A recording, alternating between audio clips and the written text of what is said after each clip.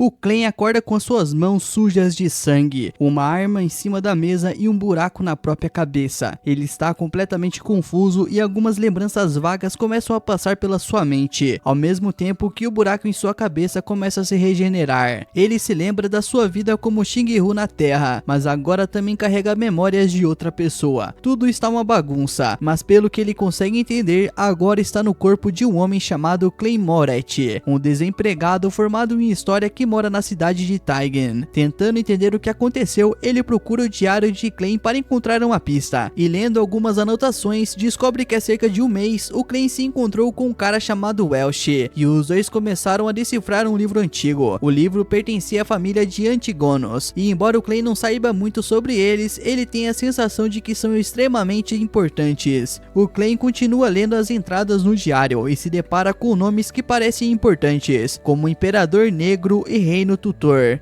Mas o estranho é que do nada as anotações simplesmente param. Nesse momento, o diário se abre sozinho na última entrada escrita antes da morte do Clan original. Todos vão morrer, inclusive eu. Ao ler isso, o Clan se convence de que o antigo dono do corpo descobriu algum segredo que levou à sua própria morte. Mas que segredo seria esse? De repente, a irmãzinha do Clan bate na porta tentando acordá-lo. Nisso, ele entra em pânico. Ele não pode deixar ela ver o quarto todo ensanguentado. Então ele fecha o diário na pressa e tenta esconder as manchas de sangue, mas ainda tem a arma para se livrar. Uma menina chamada Melissa entra no quarto e estranha a bagunça de livros espalhados pelo chão, e pergunta se ele passou a noite inteira lendo de novo. O Clan responde que só estava organizando as coisas. Enquanto ela se distrai, ele joga a arma dentro da gaveta, só que ela faz barulho. A Melissa ouve e pergunta o que foi aquilo. Nisso, o Clan se desespera um pouco e puxa um relógio de bolso da gaveta, fingindo que era isso o tempo todo. Só que o relógio tá quebrado. A Melissa, mesmo sem ser muito carinhosa com o irmão, pega o relógio em silêncio e começa a consertar ele. No fundo, ela parece que se importa muito com ele. Depois de terminar, ela volta pro banheiro para escovar os dentes. E assim que sai do quarto, o Clan começa a limpar todo o sangue espalhado. As suas memórias como Clan ainda estão todas confusas, mas ele tem quase certeza de que o motivo de ter dado um tiro em si mesmo tem relação com aquele caderno antigo. Só que além da morte de Clan, ele precisa pensar no mais bizarro de tudo: como ele foi parar ali. Antes de vir para esse mundo, ele era Xing Migru, um cara comum que estava fracassando feio na vida. Um dia, cansado de tudo, ele resolveu fazer um ritual de sorte que viu por aí para tentar mudar de vida, e de alguma forma acabou nesse lugar. Alguns minutos depois, a Melissa já está pronta para ir para a escola. Ela entrega um prato com pão pro Clan e lembra ele de passar na padaria mais tarde para comprar mais. Diz que também vai fazer uma refeição especial para ele quando voltar, já que sabe o quanto ele está se esforçando para conseguir um emprego. Mas o Clan não pretende ficar por aí por muito tempo. Ele ainda sabe um pouco sobre esse mundo, mas já entendeu que é perigoso. Seu plano agora é tentar repetir o ritual da sorte para ver se consegue voltar à sua vida original. Mas antes disso, ele decide ir à padaria para buscar pão, como a Melissa pediu. Só que enquanto está lá, ele sente algo estranho, como se alguém o estivesse observando. Depois de comprar o pão, ele sai pelas ruas da cidade. Tirando a lua vermelha que aparece à noite, tudo ali parece uma cidade perfeitamente normal. Enquanto caminha, o Clan vê um grupo de caras jogando aquele jogo de cartas chamado O Senhorio e fica surpreso. Esse jogo também existia no seu mundo original. Segundo os livros de história desse mundo, o jogo foi inventado por um tal imperador Russell Gustav há cerca de 100 anos. E além disso, esse cara também criou a leitura de tarô, motores a vapor e até barcos à vela, acelerando muito o avanço tecnológico por aqui. Com base nisso, o Clan chega à conclusão de que Gustav também deve ter sido um transmigrador, igual a ele, e isso dá um certo alívio, pelo menos ele não é o único nessa situação. Só que logo em seguida, o Clan sente de novo aquela sensação estranha, como se alguém estivesse vigiando ele. Tentando se afastar, ele apressa o passo e segue pela rua. Com a certeza de que está sendo seguido, o Clan entra às pressas em uma tenda para despistar quem quer que esteja na sua cola. Acontece que a tenda é de uma vidente, cliente. Como ele é o primeiro cliente do dia, ela se oferece para fazer uma leitura de graça. E quando ela menciona que vai usar cartas de tarô, o Clay fica curioso e topa. Pede para ela mostrar o seu passado, presente e futuro. A vidente então pergunta por onde ele quer começar, e o Clay escolhe que quer ver o presente. Ela vira a carta e dá de cara com o louco, o zero do baralho. Essa carta geralmente representa novos começos, mas antes que ela possa explicar direitinho, o Clay percebe que quem o seguia está se aproximando. Ele sai da tenda o mais rápido que pode, e pouco depois um homem entra procurando por ele, só que o Clay já tinha caído fora. Mais tarde, o Clay finalmente chega em casa e se prepara para tentar de novo o ritual de sorte, para ver se consegue voltar para o seu mundo. Primeiro ele cria talismãs e os enrola no pão, que vai servir como catalisador. Ele coloca os pães nos 4 cantos do quarto e começa o ritual, repetindo a frase digno celestial 4 vezes. No começo parece que nada aconteceu, mas do nada ele cai no chão com uma dor de cabeça absurda, como se seu corpo estivesse sendo rasgado por dentro. Quando a dor finalmente passa, ele se vê em um vazio, cercado por luzes vermelhas e azuis. Essas luzes começam a se reunir e acabam invocando 2 pessoas, uma mulher chamada Aubrey Hall e um homem chamado Auger Wilson. Ambos estão claramente confusos. Do ponto de vista deles, o Clay parece uma espécie de ser quase onipotente, então eles tomam todo o cuidado ao falar com ele. Aubrey pergunta se aquele reino divino pertence a ele. O Clay não o entende muito bem, mas nunca ouviu falar de um reino divino sem um santuário. Mas assim que ele pensa nisso, um santuário começa a se formar a partir da névoa cinzenta. O Clay ainda não sabe como tudo isso funciona, mas percebe que parece ter algum tipo de controle sobre essa névoa e sobre tudo naquele lugar. Aubrey pergunta quem ele é, e apesar de parecer uma pergunta simples, o Clay ainda não tinha parado para pensar nisso desde que chegou ali. Ele ainda se pergunta se é o Xinghu da Terra, ou agora é realmente o Clay Moretti. E depois de refletir um pouco, ele decide criar uma nova identidade, e se apresenta para os dois dizendo que podem chamá-lo de o Louco. Aubrey então pergunta por que eles foram convocados ali. A verdade é que tudo foi um acidente, mas o Clay já entrou no personagem, então diz que aquilo era só um experimento.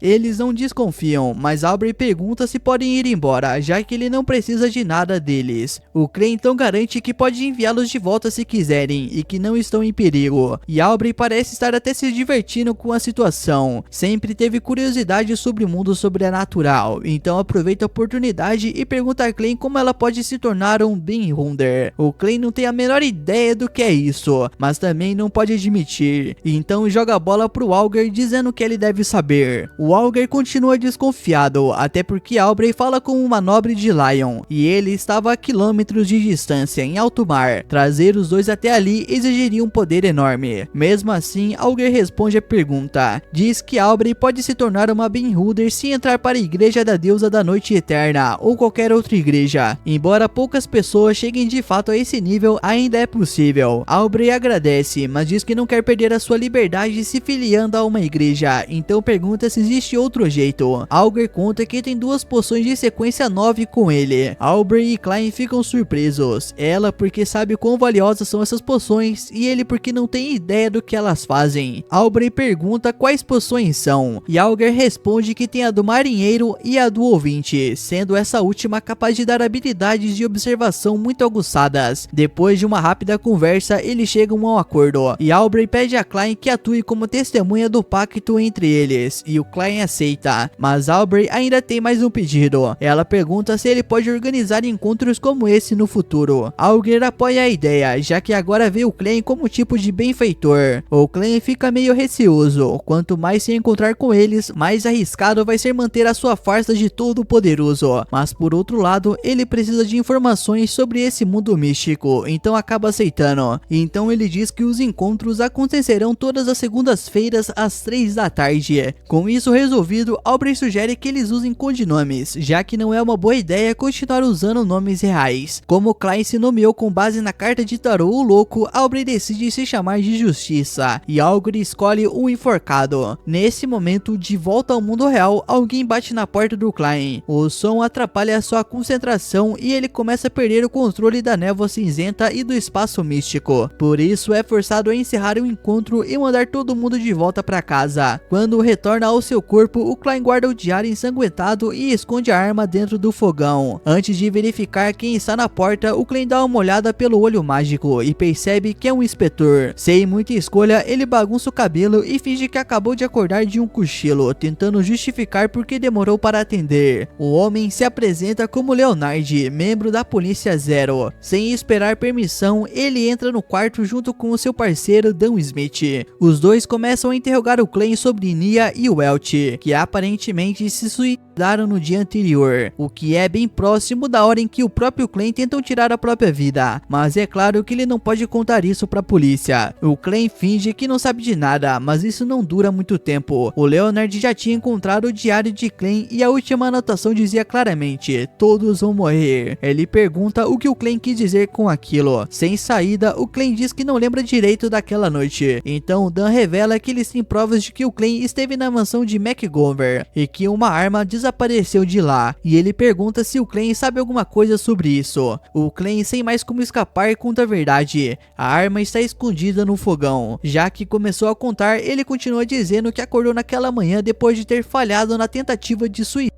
na noite anterior, e que desde então não se lembra de quase nada, omitindo claro o fato de ser um transmigrador. Apesar da história parecer absurda, o Dan acredita nele. A explicação bate com as deduções que ele mesmo havia feito, mas mesmo assim eles precisam confirmar tudo com a ajuda de uma vidente, um tipo de médium, para verificar se o Clem está realmente dizendo a verdade. Ao ouvir isso, o Clem se preocupa de que a médium acabasse descobrindo as memórias da sua vida anterior na Terra, mas estando sob custódia, ele não tem como recusar. Nisso, os dois o levam para fora do prédio, prontos para colocá-lo na carruagem. No meio disso, Dan se distrai com um garotinho na rua, e o Clem vê uma oportunidade perfeita para fugir. Ele sai correndo por um beco o mais rápido que consegue, mas de repente o mundo à sua volta congela e os objetos começam a flutuar. Isso só pode significar uma coisa: tem um Bainrunner por perto. O Clem então muda de direção e corre para o outro lado, mas o chão sobe e bloqueia o caminho.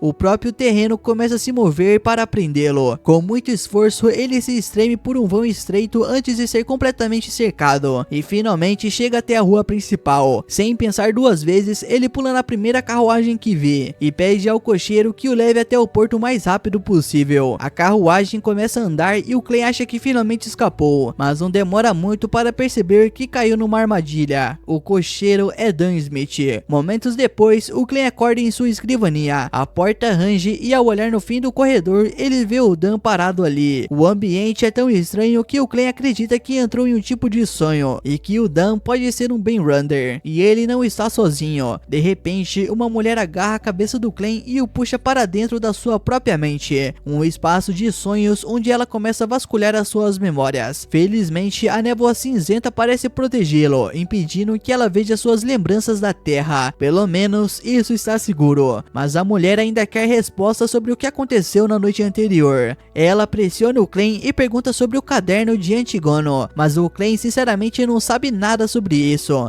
Ela então pergunta onde estava ele quando Welch morreu, e forçado pelos poderes dela, o Clem revive a cena. Ele saca a arma e atira na própria cabeça. Depois disso, o Clem acorda no corredor. A mulher deixa sua mente e informa Dan que o Clem está dizendo a verdade sobre o tiro, mas que ela não conseguiu acessar as memórias anteriores a isso. Por hora, o Dan conclui que o caderno de Antígono ainda está desaparecido e que o Clem realmente não sabe onde está, mas isso não significa que o Clem esteja seguro. Ele está vulnerável e sem meios de se proteger, e é por isso que o Dan oferece a ele uma chance. Clem pode se juntar à organização dele e se tornar um Bainrunner.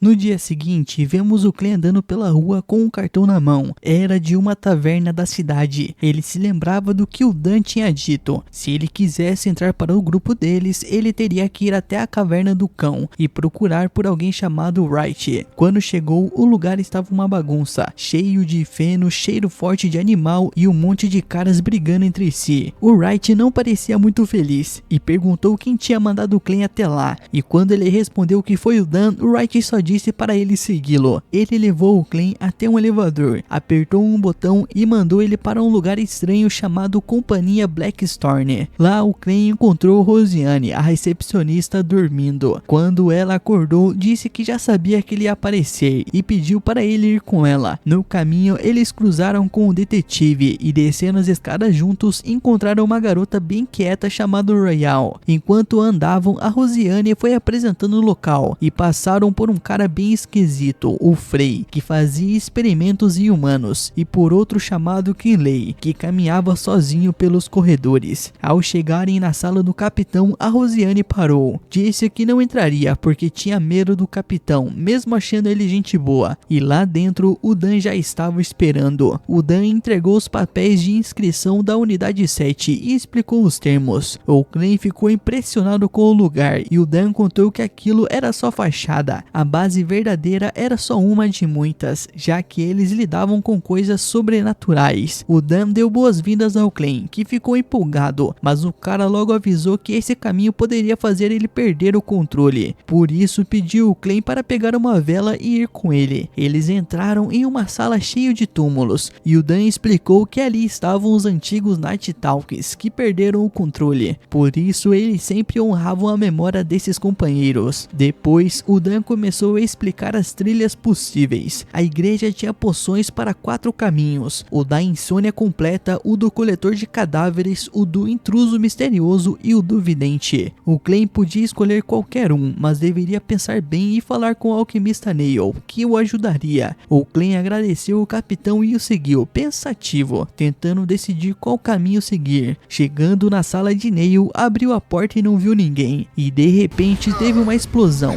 e o Neil apareceu. O Clem então se apresentou e o Neil disse que já sabia tudo sobre ele, porque o Dan já tinha contado. Então pediu para o Clem pensar com calma antes de escolher. Depois disso, o Neil pediu ajuda para arrumar a bagunça e o nosso prota topou na hora. Enquanto conversavam, o Neil falava sobre a sua vida, sobre os seus estudos e experiências. O Clem humilde só escutava tudo. O Neil então disse que ele devia começar pelas coisas simples, indo dormindo pouco a pouco até conseguir entender os códigos mais difíceis. E foi aí que o Neil tirou um diário antigo do Imperador Roselli, o que chocou o Clem, porque esses diários eram considerados perdidos. O Neil disse que ninguém conseguia decifrá-los há mais de 150 anos, mas ele tinha conseguido alguns trechos. Quando o Neil mostrou, o Clem ficou em choque. O diário estava em chinês, a sua língua natal da vida passada, e isso facilitou tudo. Ele começou a ler os segredos, processando tudo mentalmente, e ganhou muito conhecimento ali. O Neil não entendeu porque o Clem ficou tão aéreo, e quando o Clem disse que entendia algumas partes dos diários, o Neil deu risada, dizendo que ele era jovem e que achava que podia tudo, e que era mais difícil do que parecia. O nosso prota, claro, não contou que veio de outro mundo. Depois de tudo isso, o Clem decidiu seguir o caminho do vidente, como seus ancestrais, que ele descobriu nos diários do Imperador. O Neil ficou surpreso com a escolha e disse que não havia volta depois de tomar a poção. O Clem disse que estava certo da sua decisão. Então o Neil falou que se ele já se decidiu, eles iam começar o ritual agora mesmo. Ele pegou seus instrumentos e começou a preparar uma poção. Os ingredientes eram muito estranhos e no final a mistura até explodiu um pouco. O Neil estranhou o cheiro da poção e até duvidou que fosse bebível. Começou a zoar o Clem, que ficou um pouco envergonhado. Depois disse para o Clem beber de uma vez, sem hesitar, ou as coisas poderiam dar errado. O Clem olhou para a poção, respirou fundo e tomou. E logo depois começou a sentir o efeito. O Neil disse que a poção estava funcionando e que ele devia imaginar algo que existisse nesse mundo. O Clem conseguiu. Depois o Neil pediu que imaginasse algo que não existisse nesse mundo. E aí as coisas ficaram bizarras. Explosões, mudança no clima. O Neil tentava manter o Clem concentrado. O Clem imaginava um foguete da sua antiga vida, e era por isso que tudo estava bagunçado. No fim, o Clem conseguiu imaginar até uma roupa espacial, e o lugar começou a desmoronar, mas o Neil acalmou tudo. A transformação deu certo. Os olhos do Clem mudaram de cor, e ele agora era um verdadeiro vidente. O Neil o parabenizou. Ele disse que tinha potencial e que agora podia ver os espíritos das pessoas, até o estado de saúde delas. Mas o Clem ficou chocado ao ver 2 olhos enormes acima do Neil. O Neil Neil tentou tranquilizá-lo, dizendo que talvez fossem só os fenômenos do clima. O Clay viu alguém desaparecer no fundo, mas já exausto, o Neil disse para ele não usar os seus poderes em excesso, porque drenava muita energia e podia causar ilusões. O Neil ensinou como ligar e desligar o poder, bastava dar 2 toques no meio da testa. O Clay fez isso e funcionou, os seus olhos voltaram ao normal. Depois, o Neil deu algumas dicas práticas e disse que por hoje já era o suficiente. Antes de sair, o Clay pegou seu kit, uma pistola e balas especiais contra demônios. Também precisava ir até o Dan para pegar o seu pagamento, e o Clay ficou todo feliz. O Dan o recebeu com conselhos, disse que com grande poder vinha grande responsabilidade, ou mais ou menos isso, e que ele não devia se meter no que não era da sua conta. Depois falou sobre o salário, 3 libras por semana, e deu logo 12 adiantadas. O Clay ficou radiante, finalmente ele saiu da pobreza. Depois disso foi comprar uma bengala nova, roupas novas e ficou dando umas voltas pela cidade. Enquanto andava, uma carruagem parou do nada ao lado dele. De dentro, uma voz mandou ele entrar. Era Leonard. Ele mostrou uma foto de um garoto chamado Elliot, filho de um mercador famoso que havia sido sequestrado naquela manhã. O Clay achou estranho, já que eles lidavam com Bainrunders, mas o Leonard explicou que estavam infiltrados numa empresa de segurança e o pai do garoto era cliente de longa data. Ele disse para o Clay não se preocupar, seria um trabalho fácil pro vidente. O Leonard deu a roupa da criança para o Clay rastrear. O Clay usou seus poderes e o Leonard ficou impressionado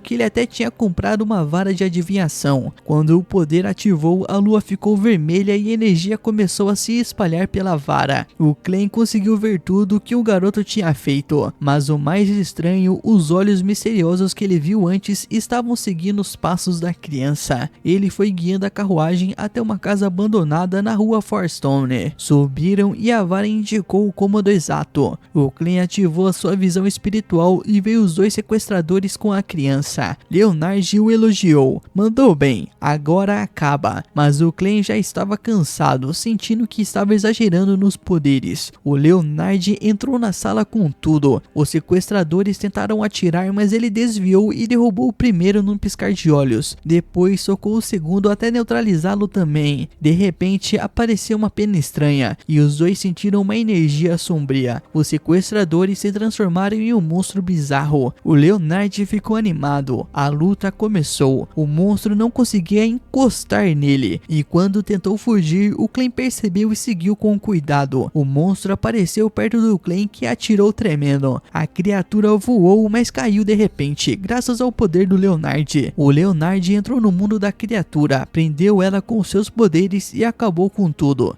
Eles salvaram a criança, mas o Clay sentiu algo esquisito de novo. Os olhos estavam lá. O Leonard perguntou o que foi, e ele desconversou. E quando o Leonard saiu, o Clay murmurou. Já tinha estado naquele lugar antes. Depois, entregaram o garoto pro pai, e o Leonard começou a investigar de onde os sequestradores conseguiram a poção Bainrunder que os transformou. Brincando, o Leonard disse que o Clay era sortudo por encontrar um monstro logo de cara. Depois elogiou. Foi um prazer trabalhar com você, meu mano, e estendeu a mão. O Clay ficou surpreso, mas apertou. O Leonard comentou que sentiu uma conexão com o Clay, e ele respondeu que também. Mais tarde, vemos Leonard falando com alguém nas sombras. Enquanto isso, o Clay voltava para casa feliz, pronto para contar à irmã que conseguiu um emprego, mas ao tentar abrir a porta, viu que algo estava de diferente. Ele sentiu a presença de um Bainrunder e tentou fugir. Encontrou outra porta e entrou. Lá viu o diário do Clay, com as páginas se virando sozinhas até parar em uma que dizia: todos vão morrer, inclusive eu. De repente, o barulho do louco apareceu e o ambiente mudou totalmente. O Clay acordou assustado e pensou que a casa em frente ao local do sequestro tinha alguma pista sobre o caderno da família do vilão. Logo depois, vemos alguém vagando pela cidade. Era Benson, irmão de Clay. Ele não acreditava que moraria numa casa como aquela e até chorou. Sentaram-se à mesa e dessa vez foi o Clay quem cozinhou. O cheiro estava tão bom que a irmã dele perguntou se era mesmo a primeira vez dele cozinhando, e quando ela provou, ficou maravilhada. O Benson deu um presente para o Clay, um terno chique. O Clay achou caro, mas a irmã contou que o Benson estava juntando dinheiro faz tempo. E quando o Clay vestiu o terno, todo mundo achou que ficou perfeito. Ele agradeceu e lembrou dos pais. O Benson respondeu que eles eram família, então não precisava agradecer. E esse, meu mano, foi o resumo da segunda parte desse anime aí. E se você quiser a continuação, já deixa aí no seu comentário, mano. Comenta aí,